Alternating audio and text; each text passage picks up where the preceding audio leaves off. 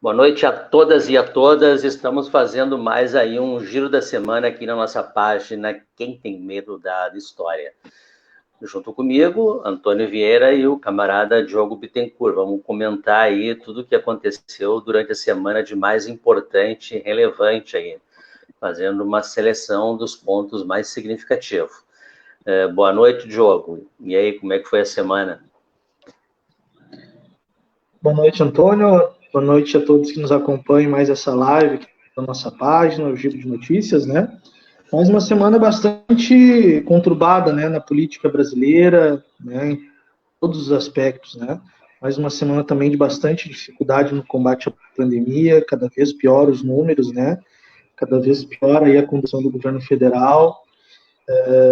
Enfim, né, não tem muita novidade positiva, né, nesse processo todo. Tranquilo. Bom, Diogo, nós vamos começar com uma notícia que ela é bem relevante, né? Nós tivemos essa semana agora uma pesquisa que foi feita, né, pelo Atlas, né? Atlas Político.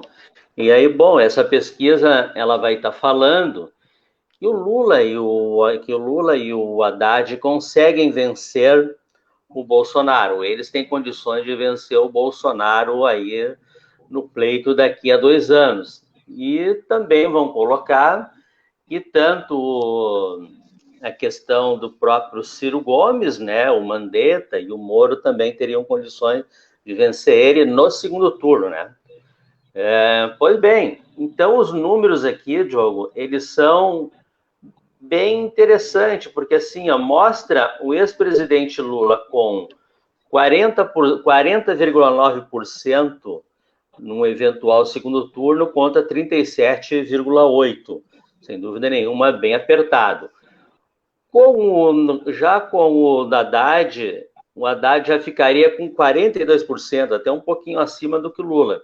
E 38% ali com a questão do genocida.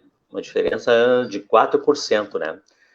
Mas, então, será que o cenário já está mudando, Diogo? Será que as pessoas estão se dando conta que está sendo um grande genocídio que está acontecendo no país? Já vamos botar aqui na tela, Diogo, já te passo o nosso camarada aqui, o Marcelo, dando boa noite. E aí, Diogo? Primeiramente, dar uma boa noite para o Marcelo, né, nosso amigão aí do município de São Lourenço do Sul, aí tá camarada aí que está sempre nos prestigiando aqui nas nossas atividades da página, né. Eu não tenho dúvida, Antônio, né, a gente vem acompanhando o Brasil, ele está completamente desgovernado, né. Temos um presidente da República que é o maior parceiro do coronavírus, né, é o presidente da República hoje. O governo federal tem uma política, de tocar, de fato, construir, né, e potencializar o vírus. Está muito clara a lógica do governo federal de deixar o vírus se alastrar pelo país, né, para tentar aquela tal imunidade de rebanho que esse idiota do Bolsonaro tanto fala, o que é uma grande estupidez, e daí, né, que a gente deixa muito claro que o cara é realmente um genocida, ele quer expor toda a população brasileira a esse vírus maldito, né, e com isso teremos aí cada vez mais, né, um número gigantesco de óbitos, infelizmente. Então, é um governo que não atua na área da saúde, não atua na área econômica, só retira direitos, só retira, né, só precariza as condições de trabalho da população. Então, assim, é o antigoverno, é o antipresidente. Né? E os números agora começam a mostrar isso. Claro, a gente às vezes pode pensar, mas, puxa, mesmo assim, esse genocida, esse fascista tem tudo isso de intenção de votos e tal, mas a gente também tem que levar em consideração que o único candidato, manhã, tarde e noite, que tem hoje no país é o próprio Bolsonaro. Né? Com toda a mídia, com toda a máquina pública, com toda a capacidade que a gente sabe que uma máquina, né, pública do tamanho do governo federal do nosso país tem, né? Então, tu vê assim, mesmo com tudo isso, ele é o único candidato que está colocado. Então, eu não tenho dúvida que a partir de agora, cada vez mais as pesquisas irão demonstrar, né, que Bolsonaro vai perder as eleições para qualquer um dos seus opositores em 2022. Tá? Agora nós temos que, primeiro temos que tentar derrubar Bolsonaro agora. O único tratamento precoce contra a crise que nós temos hoje no país é o impeachment de Bolsonaro. É o único tratamento precoce e o único tratamento capaz da gente conseguir fazer o país se recuperar e proteger a população nessa pandemia. Caso isso não ocorrendo, né, caso a elite da política brasileira, né, continuando passando pano aí para Bolsonaro, nós temos que nos preparar para unificar o nosso campo, unificar o campo progressista, unificar as esquerdas e país e derrotar Bolsonaro. Essa pesquisa, por exemplo, ela demonstra muito bem isso, né? Então, cada vez mais a gente tem que trabalhar pela unidade do nosso campo político, né? E eu não tenho dúvida nenhuma que não vai ser fácil, claro, mas nós vamos derrotar sim Bolsonaro ou agora, né, logo em seguida com seu impeachment, ou em 2022 nas eleições. Sem dúvida nenhuma, Diogo. E essa que é a nossa grande questão aí. Pois bem, agora, Diogo, o que nós temos agora? Deixa eu ver. Essa questão aqui que ela é interessante para a gente poder observar. Vou dar uma mudada aqui. Como é que fica? Então, essa semana, agora, no finalzinho de semana, Diogo, foi colocado o seguinte, que aquelas mensagens que foram do Telegram, que revelaram toda a falcatrua que a Lava Jato ela estava fazendo, né? Finalmente, a defesa do Lula conseguiu pegar esse material na íntegra conseguiu pegar esse todo agora. E, bom, e aí vai estar sendo revelado muitas informações, inclusive que o Intercept não tinha colocado 100% dessas gravações, né? Então, agora a defesa do Lula vai ter todas elas na sua mão para poder fundamentar mais a sua defesa. E aí, Diogo, eu te pergunto, agora, será que o STF ele vai ter condições agora de anular todo aquele processo, toda aquela falcatrua que fizeram contra o ex-presidente Lula? Será que o STF agora vão colocar em votação e vão discutir? O que tu acha sobre isso? Olha, Antônio, a gente sempre fica com um pé e meio, digamos assim, atrás, quando a gente vai discutir, ou vai debater, ou conversar sobre esperar alguma coisa por parte do STF. Né? Sempre lembrando que esse Supremo Tribunal Federal, né, há vários anos vem chancelando muitos dos absurdos, ou praticamente todos os absurdos que acontecem no país, né, principalmente de 2014 para cá. Né? Foi esse STF que chancelou o impeachment da presidenta Dilma, foi esse STF, né, que acompanhou todo o processo de condenação e retirada de direitos do presidente Lula. Né? Então, a gente sempre fica com o pé atrás quando é criar alguma expectativa positiva com essa Suprema Corte. Mas, do ponto de vista de tudo que está surgindo, né, e vindo às claras para toda a população do nosso país, e não só do nosso país, mas do mundo todo, né, eu espero, né, que o STF faça o que deve ser feito. Eu não vou nem dizer que se faça justiça, porque a gente já vem falando que o STF tem que fazer justiça com o presidente Lula há muito tempo.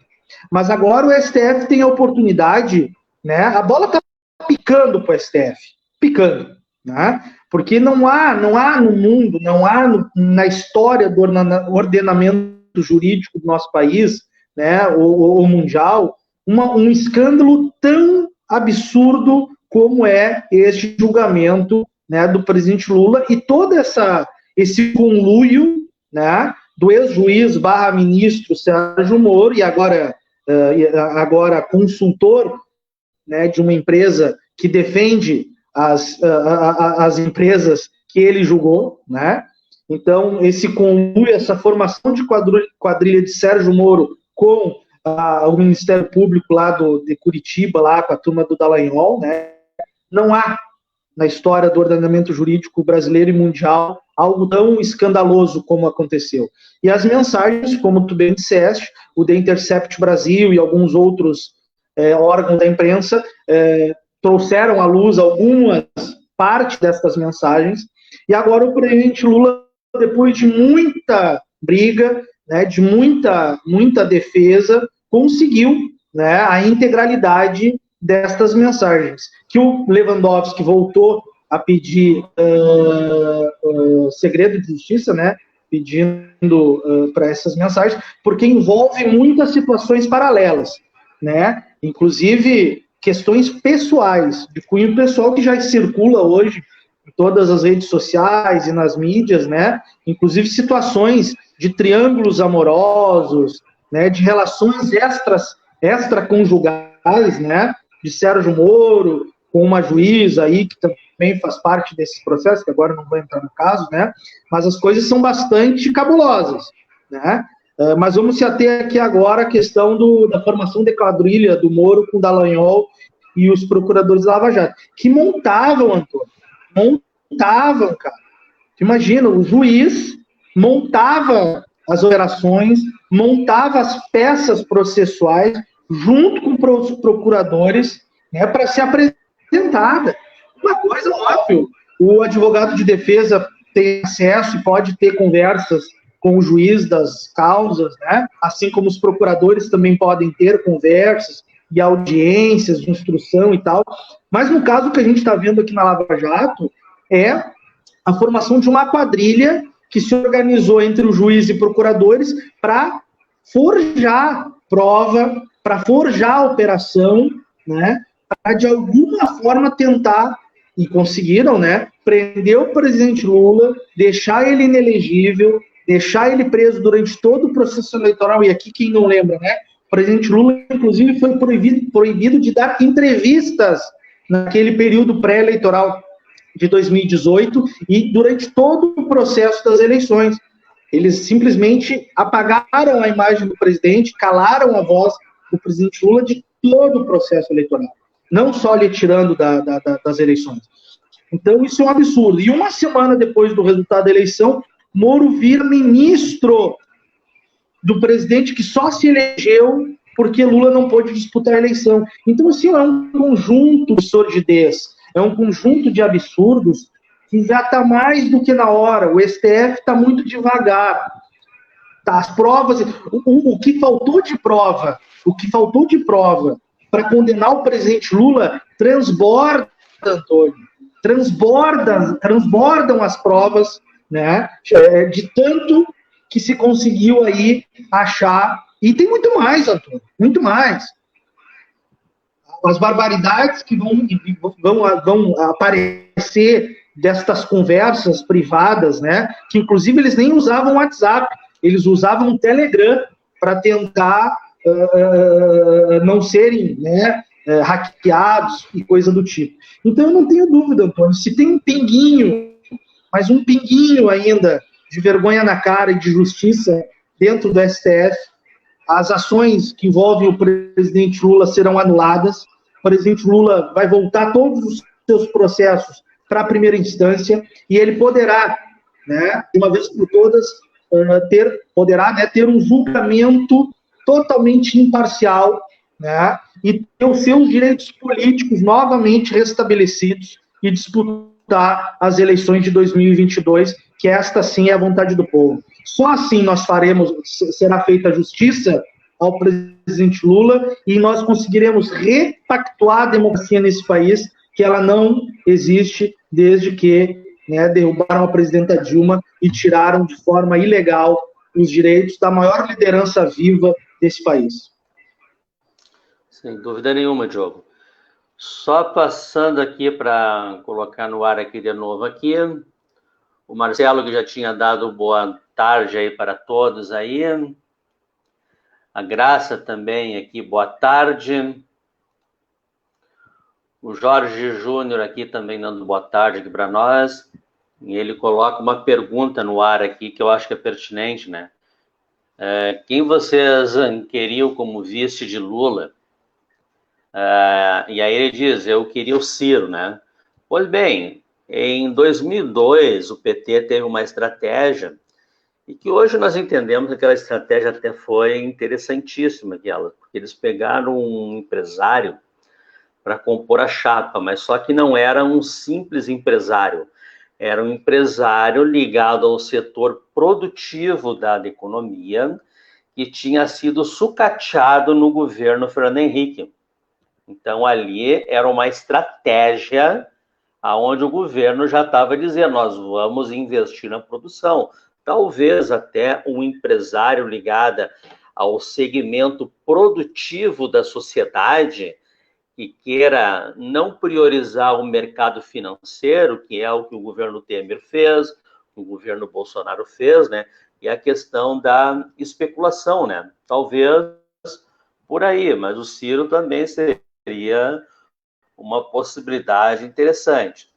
O Jorge Júnior complementa aqui. Olha que eu estou com dificuldade para colocar aqui. Agora deu. Assistir vocês é uma aula. Obrigado, Júnior. Marcelo aqui. Se o STF anular os processos de Moro, corrupto, e não devolver os direitos políticos de Lula, que foi preso injustamente, e o povo que foi impedido de escolher o presidente do Brasil em 2018, o maior suspeito é o STF. Olha, Marcelo, é aquela frase do Jucá, né? Com o STF com tudo. Só que agora o STF tem uma bomba na mão, porque eles têm provas. Eles têm provas que estão dizendo que não vai dar para continuar a farsa. A Undina dando boa noite aqui para nós. E o Jorge Leandro, boa tarde. Eu defendo uma frente ampla de esquerda e do campo democrático. Nós também defendemos isso e achamos que é a melhor alternativa que nós temos. Pois bem, vamos agora para uma outra questão agora. Uma outra questão, deixa eu só aqui. Pois bem, Diogo, essa semana eu vi, inclusive, alguns deputados comentando sobre aquela CPI das fake news, né? Que tinham feito. E a CPI, ela estaria completamente parada, completamente assim, ó, não se andou mais. E aí a justificativa que se diz que é sobre a pandemia, né? Não, a pandemia aí não dá para reunir a comissão, tudo. Claro que poderia reunir online, como nós estamos fazendo essa live aqui, poderia ser feito, sem problema nenhum. Pois bem, saiu uma notícia aqui que vai dizer para nós o seguinte: o presidente da CPI, das fake news, né, recebeu 40 milhões de verba do governo Bolsonaro, que é aquelas verbas lá, parlamentar e tudo, só que ele foi agraciado de uma forma bem generosa, né? E aí vai dizer o seguinte, a matéria aqui, do 247. Denúncia gravíssima aponta que o presidente da CPI das fake news, o senador Ângelo coronel militar, no PSD da Bahia, recebeu autorização do governo Jair Bolsonaro para direcionar 40 milhões de recursos extra do orçamento, recursos extra, Diogo, das obras em seu reduto eleitoral. Melhor, vamos trocar de reduto eleitoral e colocarmos curral eleitoral. A verba consta na planilha informal do governo, que registra um repasse de 3 bilhões a 285 parlamentares, às vésperas das eleições da nova cúpula do Legislativo. E a fonte aqui que eles pegaram essa matéria, o Estado de São Paulo, publicado no Brasil 247, mas quem fez a matéria ali foi a Folha de São Paulo que fez a matéria. E aí eu te pergunto, Diogo, e aí já dá até para emendar, porque eles já estão dando como ganho a eleição para a Câmara dos Deputados lá com Lira. E aí, Diogo, a mamata continua, né? não só continua, como ela está completamente turbinada, né? Porque não há político na história desse país que tenha tanto envolvimento com a mamata como o Jair Bolsonaro, né? Foi 30 anos deputado federal, nunca fez nada pelo nosso país, elegeu um filho senador, deputado estadual, deputado federal, outro vereador, né? Às vezes mulheres vereadoras também, tal. Então, se tem alguém que sabe o que é a mamata nesse país e vive dessa mamata, é a família, né, miliciana aí do presidente Jair Bolsonaro. Então, assim, é uma prática que Bolsonaro e os militares deste governo, né, se utilizam desde o início, né, é comprando, né, os parlamentares, é comprando principalmente os parlamentares que compõem hoje esse bloco aí mais forte do Centrão, né, que é liderado aí pelo Arthur Lira, esse mesmo parlamentar aí que é envolvido aí em todos os principais escândalos, né, desse país, Arthur Lira está envolvido, né? Desde a época que era, né, deputado estadual lá em Alagoas. Então, é um deputado que também tem várias denúncias, inclusive, né, de agressão à sua ex-mulher, de fazer dela laranja dos seus negócios corruptos, né, e picaretas. E Bolsonaro, então, agora utiliza esse expediente como nunca, né, comprando o voto dos parlamentares, não somente para indicar, né, os currais eleitorais parlamentares com obras e tal, mas a gente sabe também como é que operam esses deputados e deputadas aí do Centrão, né, principalmente essa turma do Lira, né, essas emendas e esses recursos, né, muitas vezes, ou na maioria das vezes, tem, né, os seus percentuais de desvios para a corrupção, né, quem conhece aqui o Arthur Lira sabe o que a gente está falando. Então é mais uma vergonha que esse país passa, não tem oxigênio nos hospitais do Amazonas, em Rondônia, faltam leitos, faltam respiradores, mas o governo aí botou aí quase 20 bilhões de reais na disputa das eleições aí na Câmara e do Senado. Então, de onde é que vai ser esse dinheiro, Antônio?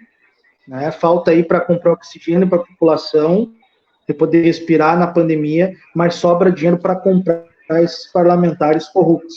Então é isso, é uma crise que o país vive, essa situação é mais uma, né? Mais uma CPI abafada que vai virar em pizza por conta desses 40 milhões de reais aí para a base do curral eleitoral desse senador, né? Que a gente fica se perguntando quanto não vai, né, para as rachadinhas, né, dessa turma aí que apoia Bolsonaro, que é muito adepto dessa prática aí no Congresso. Sem dúvida nenhuma, Diogo. Agora nós temos assim, Diogo, a questão, o termo, que a gente está lembrado do ministro do Meio Ambiente de passar a boiada, né?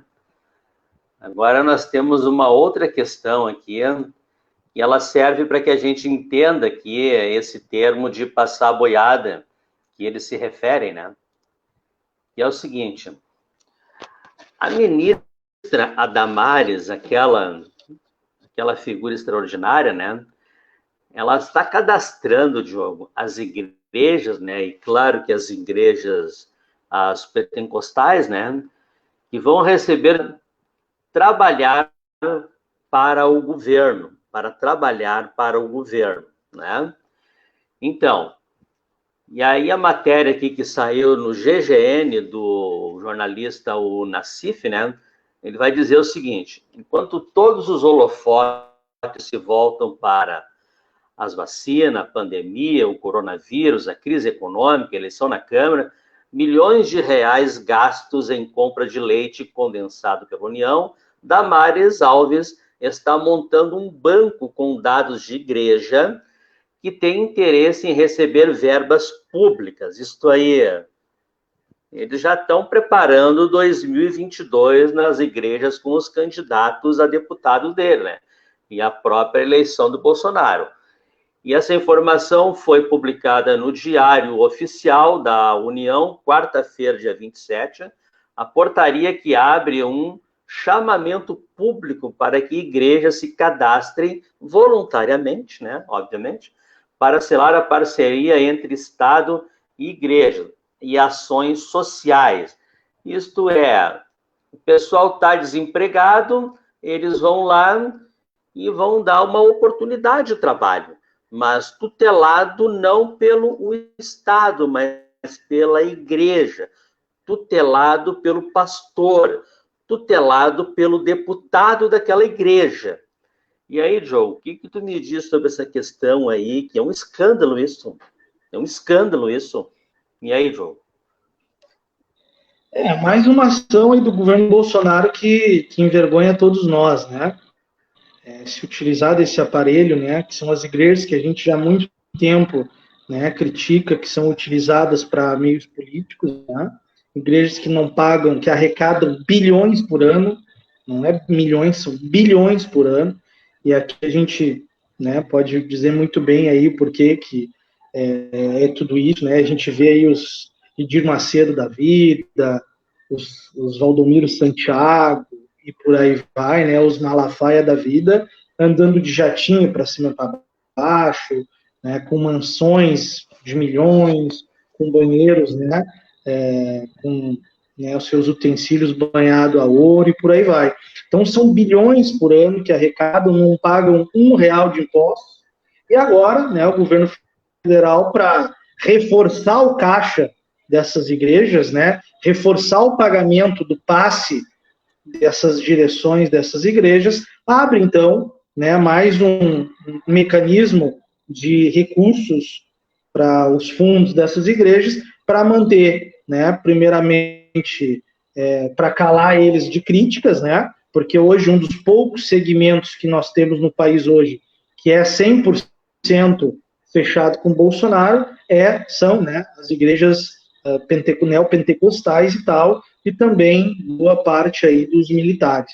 Então, ele utiliza, então, agora essa ferramenta para reforçar o caixa dessas instituições, né? E como tu bem reforçou aqui, um cala-boca e também, né, para essas direções orientarem todos os seus pastores e todas as suas igrejas espalhadas pelo Brasil afora a reforçar para os seus fiéis, né, a importância, entre aspas, né, deste governo genocida, né, e tentar aí cada vez mais fazer essa lavagem cerebral que eles fazem no dia a dia e reforçando a turma aí já para as eleições de 2022. Mas não só para as eleições de 2022, né, Antônio? Reforçar essa turma também para defender Bolsonaro contra os pedidos de impeachment, né, e as pressões das ruas que virão com cada vez mais força a partir de agora.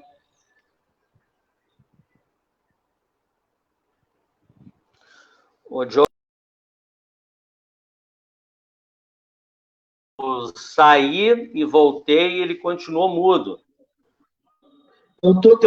Tá funcionando bem, eu tô te ouvindo bem, Antônio. Pedir para tu sair e entrar de novo. Ah, agora voltou. Oi. Fala de novo aí. A tua internet, Antônio, porque eu tô no Facebook aqui, tá funcionando normal a nossa live. É tu que tá com oscilação de sinal. Normal, então, normal. Mas a tua voz aqui, para mim, ela voltou. Vamos lá. O que nós temos agora? Uma outra questão agora, Diogo. Olha, só percebe agora, Diogo, a gravidade disso. Nós estamos vivendo um processo de genocídio. Não há dúvida nenhuma sobre isso. Não há dúvida nenhuma sobre isso, né? O processo de genocídio que nós estamos vivendo. Essa matéria, ela saiu no portal Revista Fórum, né? E vai dizer assim, pastores orientam indígenas da Amazônia a não se vacinar contra o Covid. Uma orientação, tá? Isso é um processo de genocídio, é para matar a nossa população indígena. E olha, Diogo, a argumentação que os pastores estão dando. Segundo relatos, líderes evangélicos afirmam aos povos tradicionais que o imunizante vem junto com um chip, e tem o número da besta. O número da besta, 666, o número da besta, né? Segundo ele, o imunizante não é de Deus. Tipo, o pajé, esse imunizante aí não é de Deus, tá? Não foi Deus que mandou ele. As mentiras sobre a vacina estão sendo disseminadas através de áudios e vídeos pelo celular, aonde eles estão mandando lá para as tribos e indo lá pessoalmente para convencer eles de não tomarem a vacina, porque a vacina é coisa do capeta, é coisa do diabo isso. E aí, Diogo, é inacreditável. Eles estão com a população indígena, né? O que tu acha, Diogo? Olha, primeiro dizer coisa do capeta são esses líderes religiosos, né? E esse governo que nós temos no nosso país hoje. Então, se existe alguma coisa do capeta, para quem acredita, é óbvio, né? Que sempre respeitando a opinião de todo mundo, para quem acredita nisso, são essas figuras, né? Mas eu não tenho dúvida, porque me faz, eu fico aqui refletindo, né? O que faria um líder religioso, né? Figuras ligadas a esse governo, a orientar, né? Ou tentar convencer, né? Os indígenas a não tomar vacina. Fico aqui pensando, pode ser burrice, pode ser uma questão de crendice e tal. Não, não é nada disso. Eu não tenho dúvida que é o que tu também acabou de afirmar aqui. É para exterminar mesmo a população, né, e dar espaço, né, para os madeireiros, para os grileiros de terra assumirem essas propriedades, assumirem esses espaços, né, que hoje são ocupados pelos povos indígenas. Porque não tem outra situação, né, Antônio? Ainda mais vindo de um governo como esse, né, que a gente sabe muito bem o que quer, né, e qual o objetivo, qual o fim eles querem dar para estas terras hoje ocupadas pelos nossos povos indígenas. Então é isso, né? É mais uma demonstração, né, do genocídio por parte do governo, e também parte das igrejas aí neopentecostais fazem, né, nessa aliança muito ruim para o nosso país e muito ruim para os nossos povos indígenas e para a nossa natureza, né? Então é isso, é matar o povo, né, da floresta, matar o povo, matar os índios, né, para dar lugar aí para as madeireiras, para o desmatamento, para a grilagem de terra e por aí vai. Infelizmente, é isso que o nosso país hoje vive, né, Antônio? Não sei se tu tá, Zetai. Sem dúvida nenhuma, né? E aqui tendo o Marcelo dando uma contribuída aqui, e a igreja deixando de ser o local para orar e meditar, para virar empresa de marketing político, né? De tudo isso que eles têm feito aí, mas existe uma política clara de extermínio das populações indígenas, né? Sem dúvida nenhuma. Diogo, agora nós temos uma matéria agora que ela é extraordinária. Aí que ela vai dizer assim, só olha o título. Médico indica paciente vídeos de Alexandre Garcia e Rodrigo Constantino para tratamento precoce contra o coronavírus, né? Então, e aqui vai dizer, aí vamos ter que ver o currículo do cara agora, né? Médico e atirador esportivo, um atirador esportivo, né?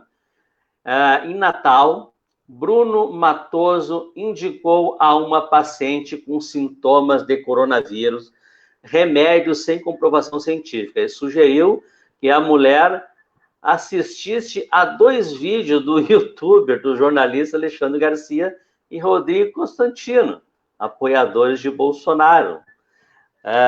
Agora, olha o que eu vou botar na tela agora, Diogo. E aí, tu sabe o que eu fico mais chocado com isso, Diogo?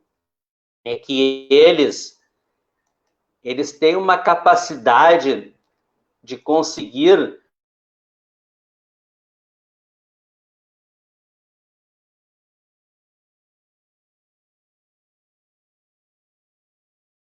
um probleminha aqui para botar no ar. Agora foi.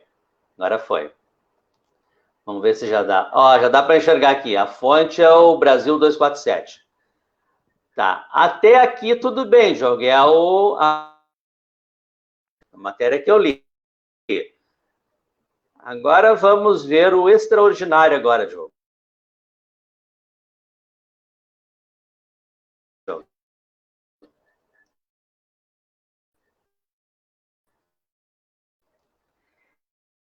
Essa aqui é a receita que ele colocou, né? Covid, tratamento precoce, salva vidas, com Alexandre Garcia, youtuber do...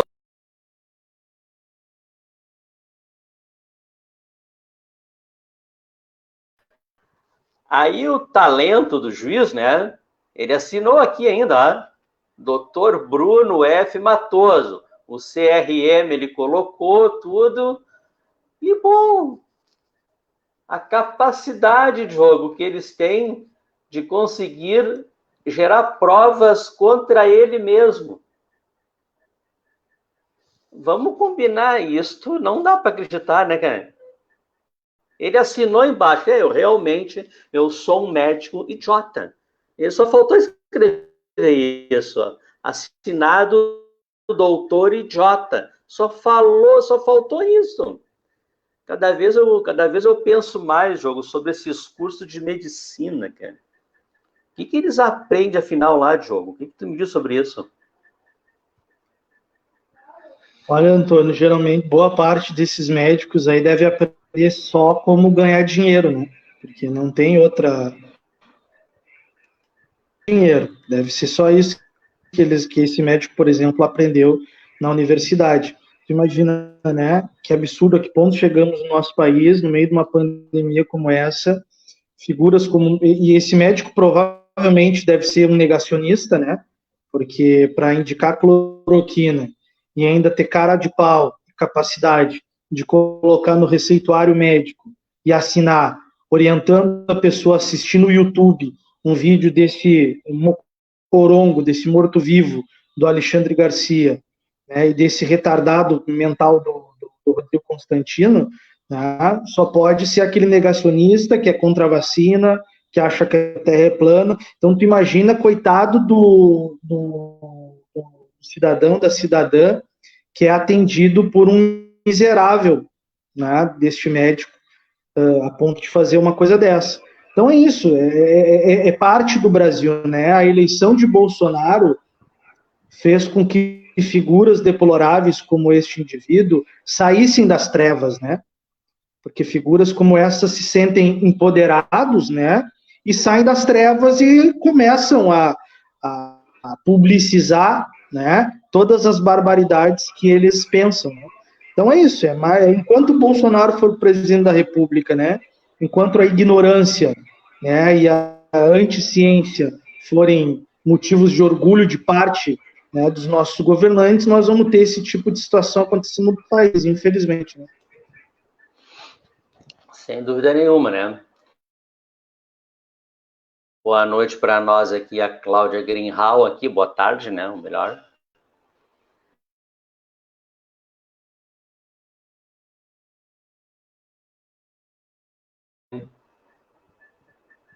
Aqui, chegou.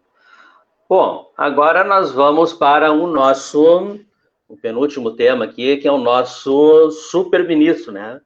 O ministro dos ministros.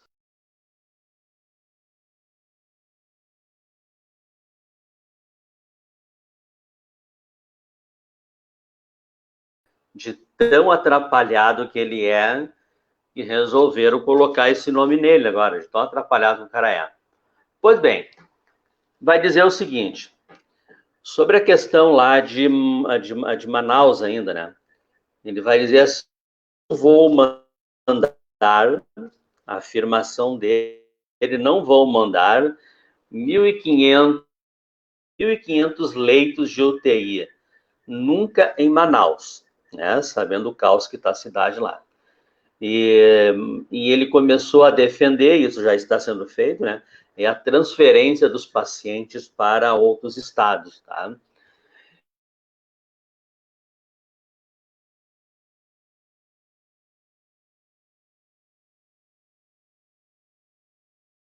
De saúde de outros estados. Em Manaus, há uma fila de 612 pessoas aguardando leitos.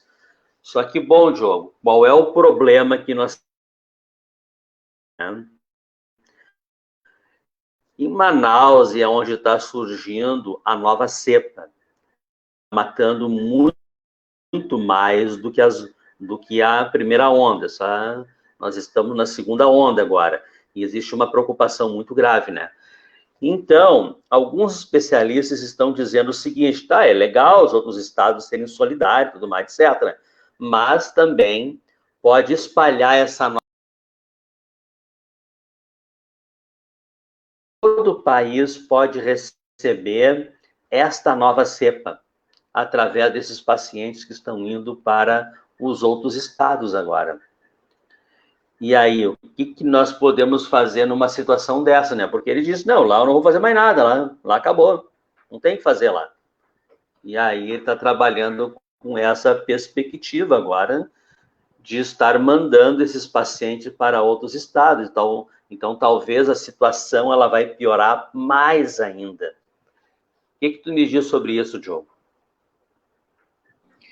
Olha, Antônio, infelizmente no nosso país dizer o que eu vou falar aqui é praticamente chovendo molhado, porque a gente vem falando isso desde que Bolsonaro assumiu a presidência da República, né?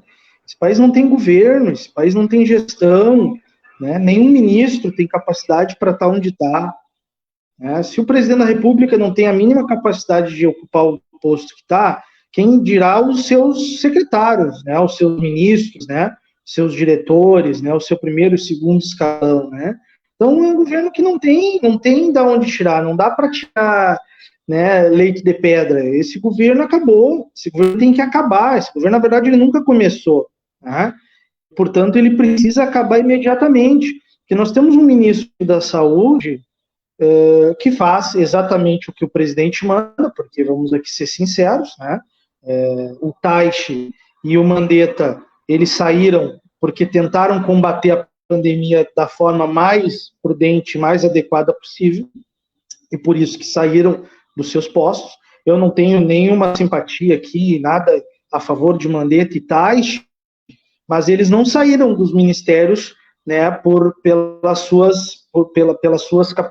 capacidade e pelas coisas boas que estavam fazendo, pelas coisas ruins, aliás, né, que estavam fazendo. Eles saíram porque estavam fazendo a coisa correta, né? E ele bota um militar, né, um militar daqueles mais subalternos impossível, né, no que é ser um general, mas não é porque é um general que não pode ser um picareta, né?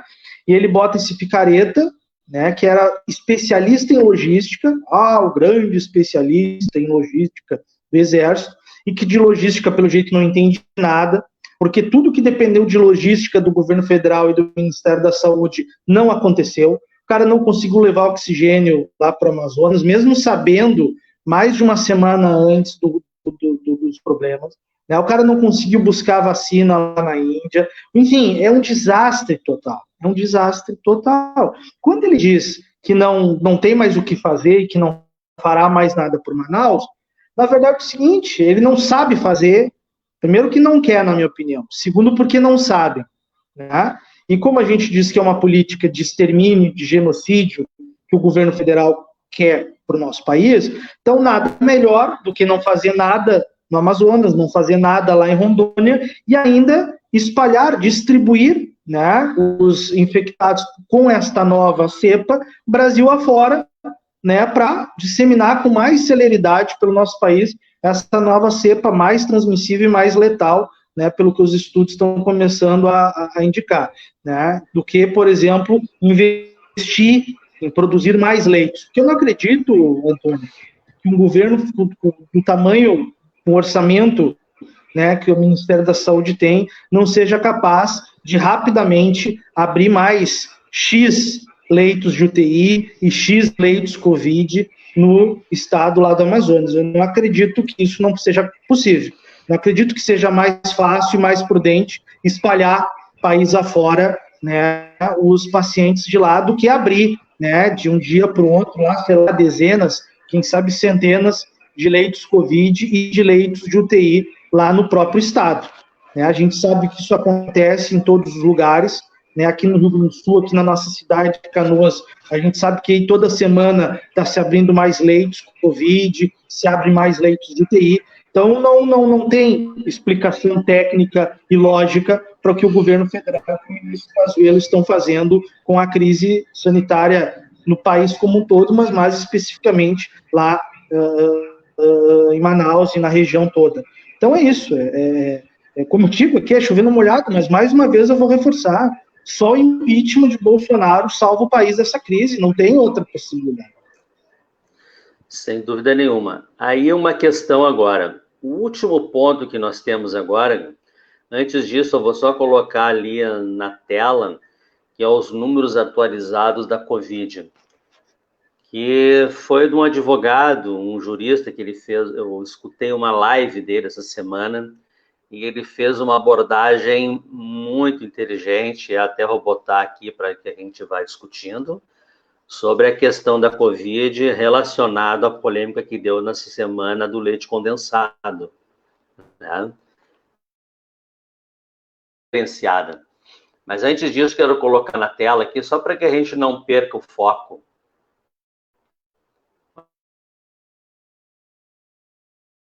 Aqui, já está na tela. Vamos ver. Para mim não apareceu ainda, e para ti aí? Para mim apareceu, Antônio. Apareceu. Então tá, Diogo. Aqui é o site que tem, que ele é atualizado, tá? Sobre a questão do número da Covid no país, né? É do próprio Google, acho. E aí, bom, Diogo, aí tá mostrando para nós aqui que nós já ultrapassamos os 9 milhões de pessoas que foram infectadas, né? Em seguida estaremos em 10 milhões. Nós tivemos recuperado 8 milhões aí, 148 mil pessoas que conseguiram se recuperar, mas que infelizmente ficam com sequelas, né? E nós já atingimos o número aí de 223 mil pessoas mortas, né? E 945. Então, esses são os números atualizados que a gente tem da Covid aí em todo o país. Aí. E os números vêm subindo. Então,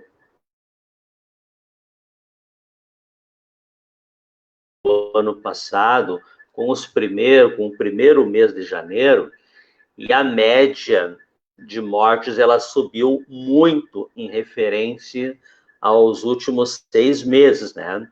Então, assim, ó, a pandemia ela não está controlada.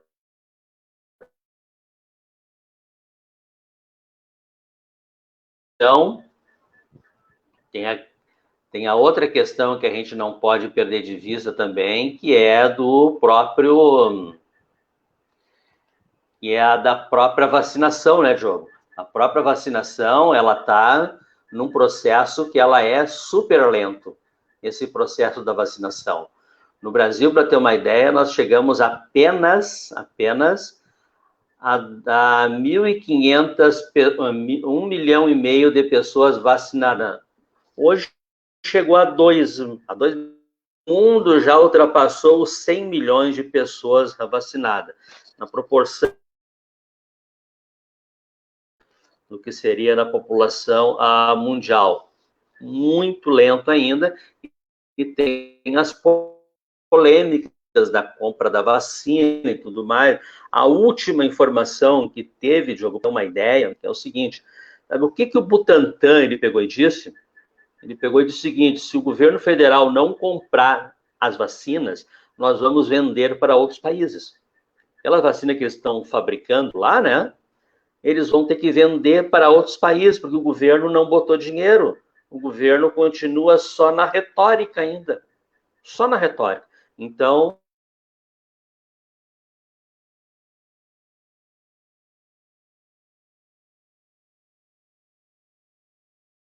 a pessoa aqui é o jurista Pedro Serrano, né? O jurista Pedro Serrano, Diogo, ele vai dizer para nós o seguinte, isso foi uma publicação que ele fez na rede social dele, depois na live ele foi justificar por que ele escreveu isso, né? E ele vai dizer assim, desculpe, falei desde o primeiro momento que esse papo de leite condensado era um debate fake. Ouçam especialistas, não sejam ingênuos com esses fascistas. Só pandemia. Isso que ele diz. É só a pandemia que nós temos que discutir. Não temos que discutir mais nada no país. Eles querem desviar na atenção de vocês e do público e da política. da questão da morte que eles estão realizando. E aí ele complementa, né? Tenha força e serenidade nessa luta. Não é hora de vacilar e cair na tentação da crítica fácil e confortável. São ladinos do mal. Não devemos morder as iscas. Então, Diogo, ele vai estar dizendo para nós, e aí agora analisando a semana que passou, né? O que o Bolsonaro fez? Ele fez live com a lata. Ele já fez fotinho. Hoje de manhã, em Brasília, tinha carreata com a lata de leite condensado ali na mão. E, na verdade, eles fazem isso para desviar o foco mesmo, né? Então, durante essa semana, nós não discutimos a pandemia, que está um caos. A pandemia está extremamente grave e eles jogaram uma isca lá para a gente...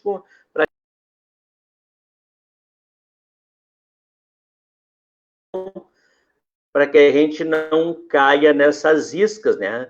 E aí ele vai dizer o seguinte, já teve deputado que quer a CPI do leite condensado, e ele diz, não tem que ter CPI de leite condensado, tem que ter a CPI da pandemia, tem que ter a CPI do genocídio. Isso é o mais importante, o genocídio que está sendo feito contra o nosso povo.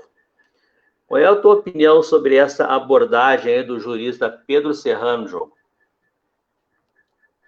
Eu tenho totalmente de acordo, Antônio, totalmente de acordo, né?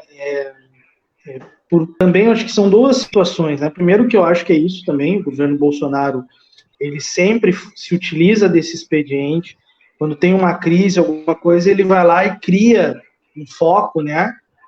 Uma distração, digamos assim, como o caso, por exemplo, agora do leite condensado, por exemplo, né? Mas ao mesmo tempo também, e aí eu também concordando com o Pedro Serrano, eu acho que a esquerda, né, a oposição, ela é isso, ela é muito infantil às vezes e ingênua, né? Porque, na verdade, se tu parar para pensar, por exemplo, quem largou na frente com esse lance aí das compras do governo foi a própria oposição, né? Foi, acho que uma matéria, se eu não me engano, inclusive, acho que partiu do portal Mídia Ninja, não me lembro, foi um desses portais, assim, o progressista aí de esquerda que iniciou esse debate. Mas é isso, e aí, claro, o Bolsonaro vai lá e se apropria e transforma aí, sim, de fato, isso num cavalo de batalha para desviar totalmente o foco. Porque é isso que ele fala, é isso que a gente vem falando aqui. O Brasil hoje é o pior país do mundo. Pior. E aqui não é tu que estamos dizendo, não. É um institutos internacionais que mediram aí, né, acompanharam 98 países, os principais, os 98 países, digamos assim, mais afetados pela pandemia do Covid em todo o mundo, e o Brasil ficou na posição de número 98 de 98 países. Então, somos hoje o pior país no combate à pandemia, né? Estamos superando aí os Estados Unidos no número de infectados e de média de mortes diárias. Então, assim, é um absurdo. E o pior, que não é má gestão apenas. Porque ainda se fosse só má gestão, bom, tu tenta melhorar, então não. É uma política de Estado. O presidente da República do nosso país é contra a vacina. Ele é a favor da cloroquina. Ele é, cara, nosso, assim, é uma coisa surreal. Até acho que quem não escutou ainda uma declaração do Fábio Porchat dessa semana, né? Um desabafo que o Fábio Porchat fez nas redes sociais e tal. 3 minutos e pouco, é bem rapidinho. Cara, vale a pena ver, porque é um absurdo. O cara, nosso presidente, ele é contra o uso da máscara, Antônio. Ele conseguiu politizar e transformar a máscara como se fosse um ato partidário, usar ou não usar a máscara. Ele trouxe para o debate, para esses acéfalos que apoiam ele ainda, que a máscara seria uma mordaça da esquerda, e que a pessoa não poderia. Ele é contra o isolamento social, ele é a favor das pessoas se aglomerarem, mas, meu Deus do céu, o cara é contra a vacina, mas ele tu imagina, se só esse fato já não é crime contra a humanidade. Olha só, tu tá numa pandemia que tá matando milhares por dia só no teu país. E tu, presidente da República, vai lá e faz uma fala contra o uso de máscara.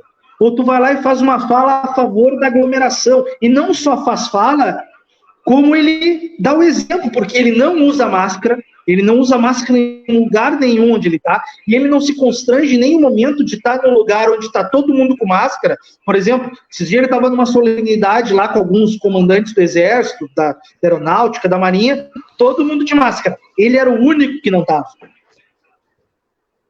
Né? Ele vai lá e aglomera e organiza a aglomeração. Por exemplo, lá em Praia Grande, São Paulo, nas suas férias, porque ele ainda acha que merece férias, não faz porcaria nenhuma e ainda acha que merece férias. Ele foi lá e ele organizou a aglomeração na praia. Já não bastava a praia já estar aglomerada, ele mobilizou nos grupos de WhatsApp dos bolsonaristas locais para aglomerar e fazer aquele tumulto com ele lá, que ele saiu a nado, papapá. Então, assim, é um genocida com todas as letras maiúsculas. Todas as letras maiúsculas. E as nossas instituições e os nossos políticos nesse país estão, tirando os da oposição, é óbvio que estão fazendo o seu trabalho, passam pano para esse miliciano. Passam pano. Então, assim, vai chegar um momento que não adianta. Ah, mas eu me arrependi com ele. Ah, ele me enganou. Cara, vai chegar um momento que não tem mais volta. Né? Então, se o que acontece no nosso país é uma vergonha. Hoje é uma vergonha. O brasileiro hoje é chacota no mundo todo. Nosso país é motivo de chacota em todos os continentes desta terra. E, de novo, vou terminar a minha intervenção com a frase: só o impeachment salva o nosso país. Sem dúvida nenhuma, Diogo. Bom, chegamos ao final da nossa live. Queremos agradecer a todos e a todas que participaram, fizeram os comentários aqui. Agradecemos. E, bom, convidando a todos e a todas também para a semana que vem. Nós estamos aí de segunda a sexta, né? De segunda a sábado, na verdade. Sexta-feira, de segunda a sexta, nós temos ali o Noite News. Todos os dias, às 7 horas da noite, nós temos o Noite News, e ali vão estar falando sobre a questão da política do dia, o que está acontecendo, né? Aqueles temas que a gente não consegue abordar aqui no giro da semana, nós vamos estar abordando lá no momento que a notícia está acontecendo. E no sábado à noite nós temos o Falando sobre Educação, lá com o professor Ricardo e o professor Jefferson lá, que falam um tema especificamente sobre educação. Então, assim, nós temos uma programação completa durante a semana toda, né? Queremos convidar a todos que participem. Deixa eu só botar mais um comentário aqui no ar, aqui, um último aqui, chegando aqui. Zilma, Bolsonaro é um retrocesso de vida. Sem dúvida nenhuma. Fora Bolsonaro, fora Guedes. Não esquecendo do Guedes também, o fora Guedes. E queremos convidar a todos também que tá acompanhando aqui, aproveitem e curtam a nossa página aqui. Nós temos 63 mil seguidores e nós queremos aí chegar a 70 mil seguidores. A nossa meta agora é chegar a 70 mil seguidores aí aqui no Facebook, né? E esse vídeo já vai ser postado lá no YouTube também. E queremos convidar vocês a entrarem lá, que é o mesmo nome da página, Quem Tem Medo da História. Então, era isso. Até a semana que vem. Obrigado a todos e a todas. Semana que vem a gente volta de novo aqui na mesma bate-horas. Valeu, Diogo. Obrigado, Antônio. Boa noite a todos que nos acompanharam. Vamos lá, mais uma semana de luta, vamos se proteger, vamos se cuidar dos nossos, né? E que a crise ainda não chegou no pico ainda, Antônio. Boa semana, amigão. Até semana que vem. Verdade, valeu.